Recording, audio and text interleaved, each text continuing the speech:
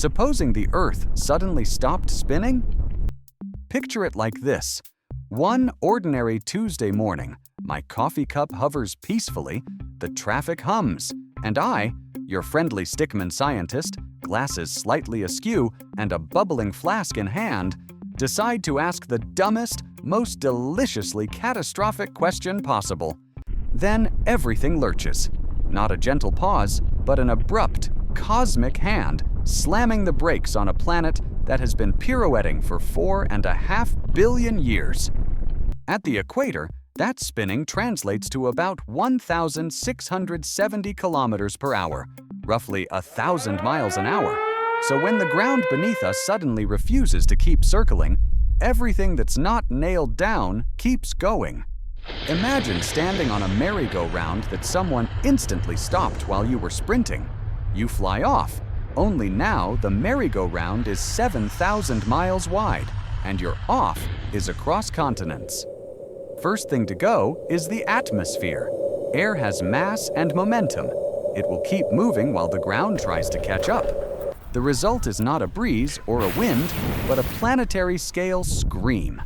Where you once had a calm morning commute, you now have a global windstorm capable of peeling roofs, tearing trees from their roots, and hurling anything not embedded in bedrock like confetti. Oceans will not be gentle spectators.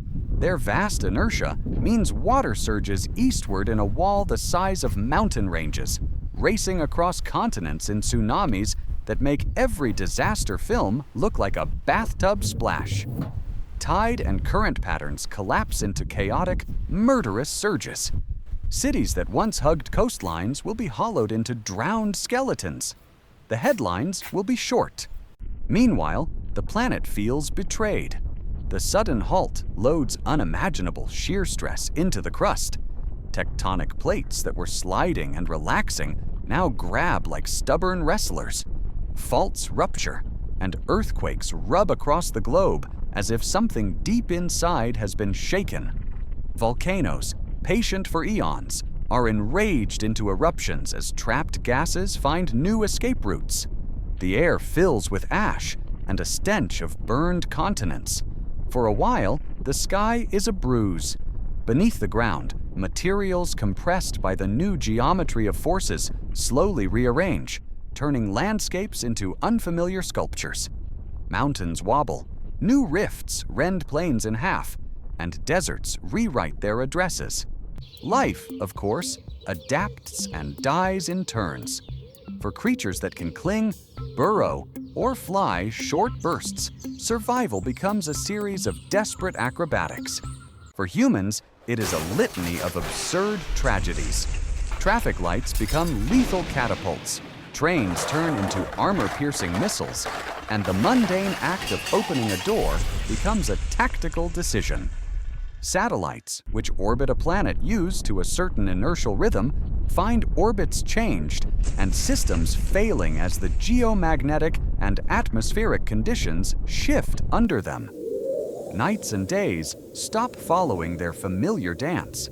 If Earth's rotation ceases while it still orbits the sun, a single day would stretch into the length of a year in terms of sunlight patterns.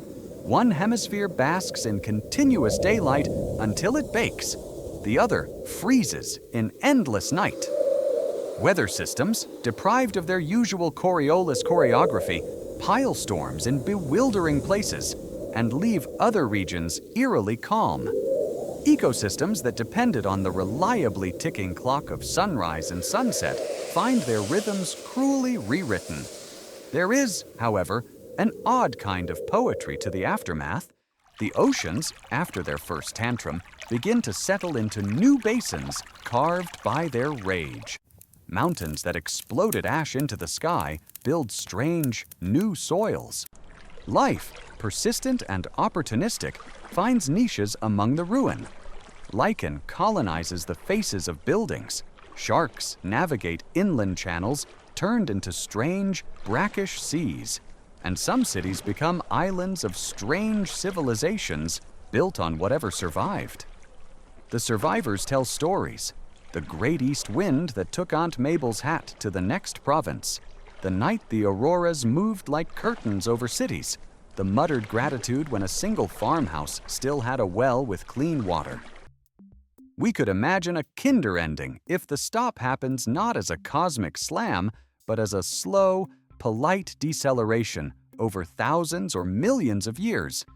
In that case, continents would still sweat and shift, but life would have time to migrate, adapt, and survive in a more orderly way.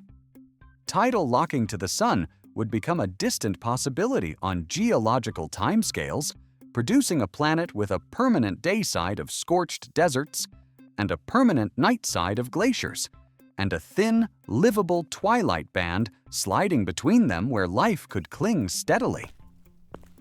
It is a haunting thought. Entire cultures living on the rim of a constant sunset, engineering their lives around a single, narrow, temperate ribbon circling the globe. As for me, the stick man with the flask, I like to imagine standing on some high, stubborn cliff after the worst has passed. Hair, what little a stick figure has, wind-tousled and a little singed, holding my empty cup up to the sky and saying, with the kind of grim cheer only survival can conjure, "Well, that was dramatic."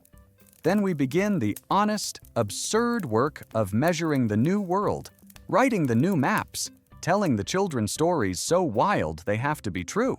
Supposing the Earth suddenly stopped spinning is a spectacular thought experiment. Terrifying, tragic, and strangely creative.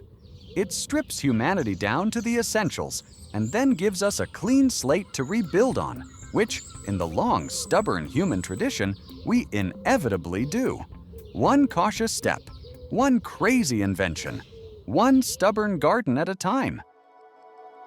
This was supposing one question, countless possibilities.